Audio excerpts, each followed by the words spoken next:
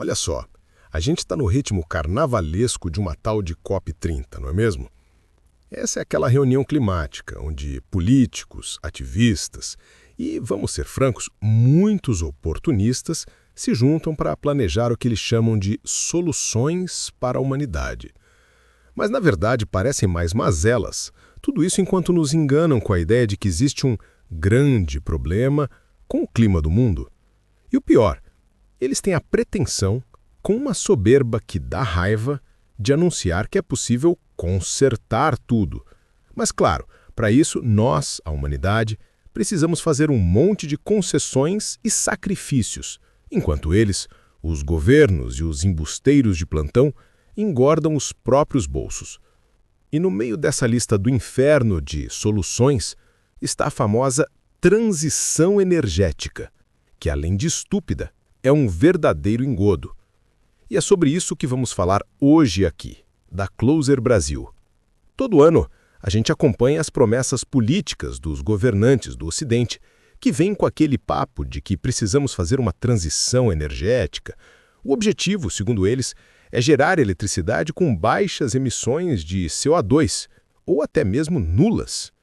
Mas me diz uma coisa, qual desses despreparados, que seguem pautas ambientais climáticas que beiram a loucura, consegue explicar como isso seria possível na prática?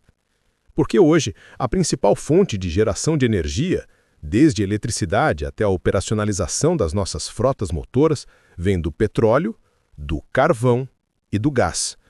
Pura e simples realidade. Quando a gente fala de desenvolvimento econômico e de trazer benfeitorias para a humanidade, temos que entender que isso não acontece sem energia. E, principalmente, sem a energia que vem dessas três fontes que acabei de citar. Elas são a base majoritária da energia mundial e, diga-se de passagem, são insubstituíveis na nossa demanda atual. Então, criar um problema em torno do CO2, fantasiando um aquecimento global exercido pelo seu poder de estufa, se torna algo muito proveitoso para quem tem intenções globais de controle e poder.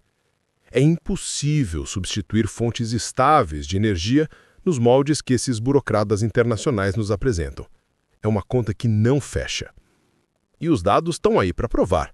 Segundo um relatório do Energy Institute, uma instituição britânica que, mesmo tendo um viés ambientalista e seguindo a linha alarmista, buscando o controle global e a idolatria da natureza, nos mostra a realidade.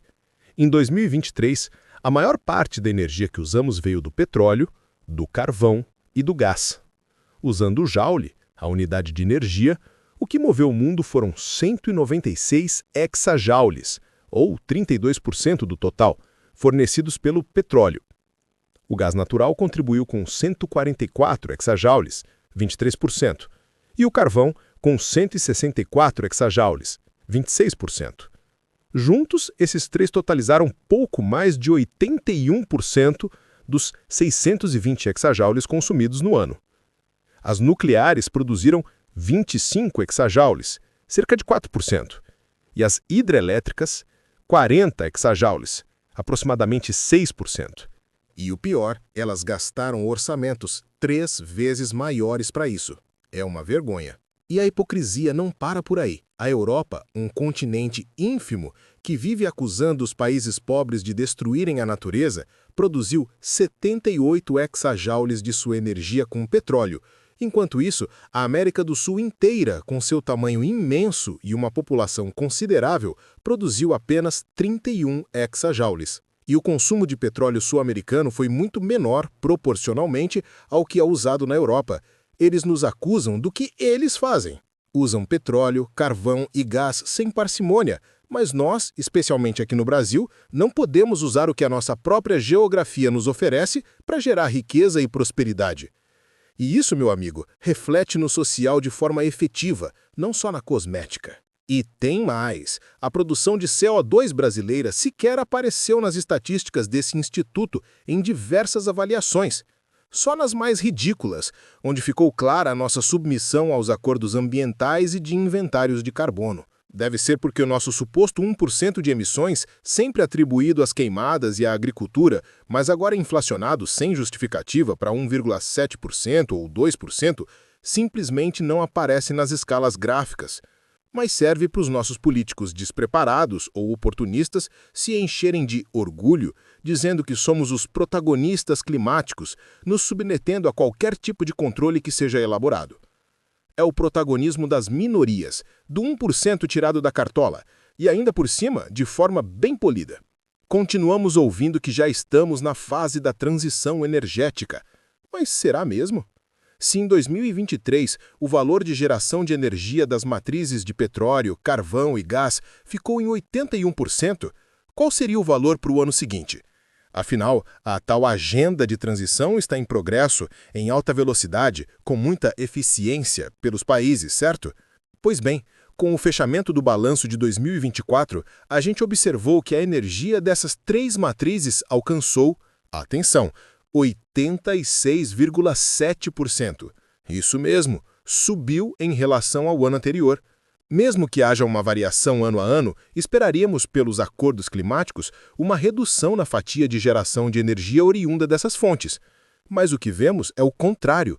Os números relativos nos servem para indicar as fatias de participação, mas uma análise quantitativa geral e parcial nos dá uma observação ainda melhor. Vamos ao montante geral.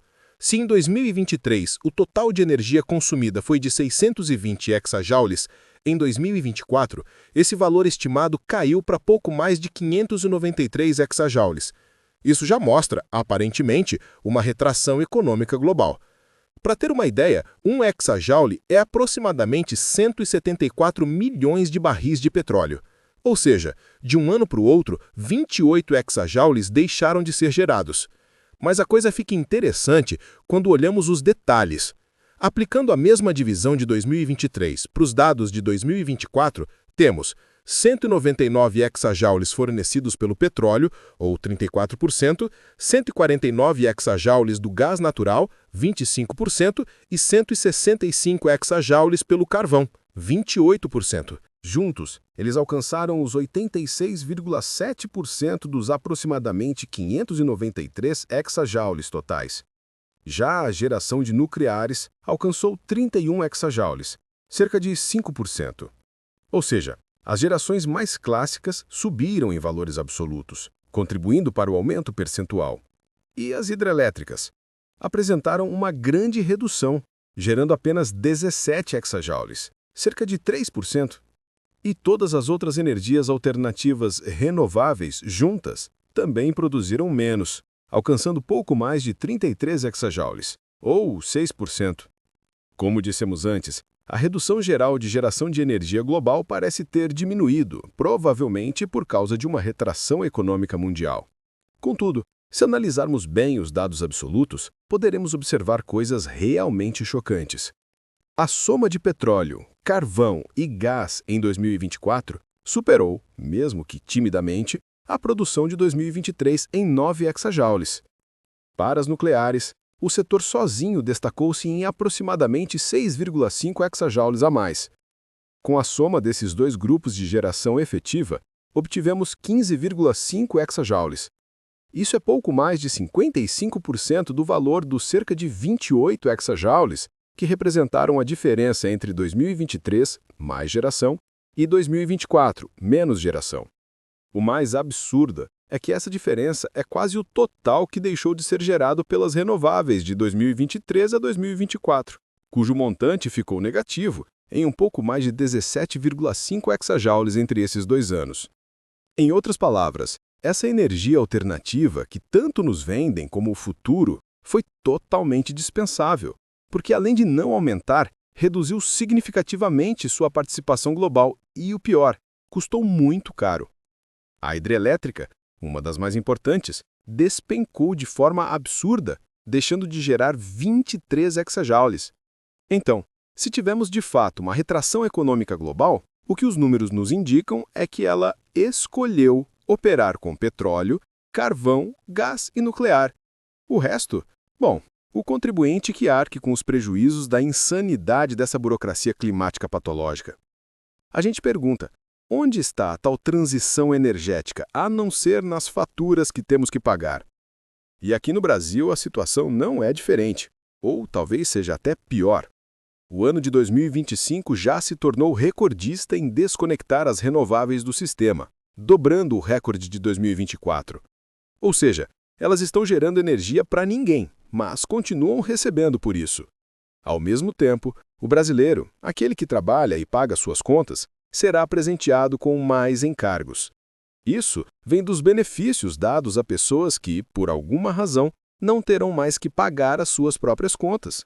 É o Estado fazendo caridade com o sacrifício dos outros. Quando será que os nossos congressistas vão acordar?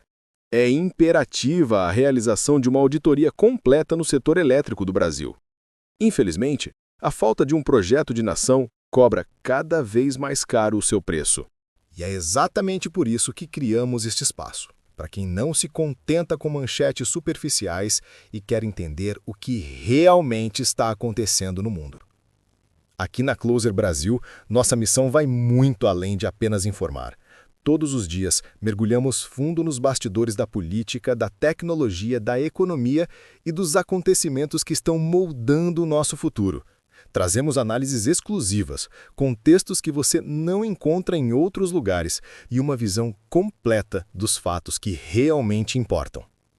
Se você acredita que estar bem informado é fundamental para tomar melhores decisões e entender o mundo ao seu redor, este é o seu lugar. Com apenas 2 cliques, você pode se inscrever no canal e ativar o sininho das notificações. Assim, você nunca mais perde nossas análises profundas e fica sempre um passo à frente. Não deixe que as informações mais importantes passem despercebidas. Clique agora no botão de inscrever-se, ative as notificações e venha fazer parte da nossa comunidade de pessoas que, assim como você, querem decifrar o impacto real das notícias no futuro que estamos construindo juntos. Nos vemos no próximo episódio.